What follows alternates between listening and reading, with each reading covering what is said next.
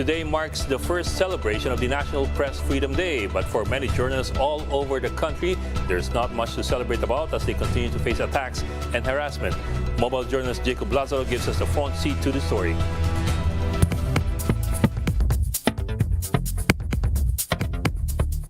Journalists all over the country commemorated the first National Press Freedom Day against the backdrop of declining trust, the increasing attacks against the media, falling revenues, and an increasingly polarized audience.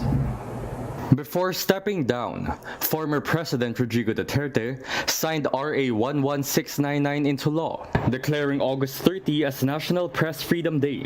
Ironically, Duterte himself has been criticized for his antagonism towards the press and for his role in rallying allies to deny an extension of the broadcast franchise of ABS-CBN. In the media landscape, our current situation, of course, generally, it's very hostile, left and right, yung mga attacks. The National Union of Journalists of the Philippines noted an uptick in attacks against journalists. The group says, since 2016, 26 journalists have been killed, 32 have been red tagged which endangered their lives, and 20 news websites have been attacked to become inaccessible.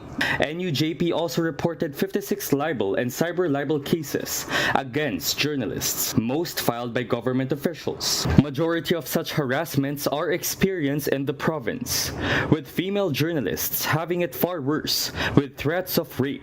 Or to just simply adhere to whatever official line there may be when it comes to policies and programs, and they would just quote hook, line, and sinker what the government claims, even if some of the claims may be considered disinformation already. Kim Kitasol, editor in the Baguio-based alternative media Northern Dispatch, was sued for libel in April 2020. But she wasn't even made aware of this till months later when there was already an arrest warrant for her.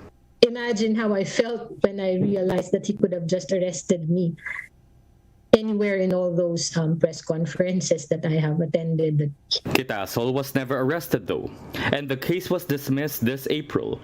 Then recently, the National Telecommunications Commission ordered the blocking of the news websites of alternative media Bulatlat and Pinoy Weekly.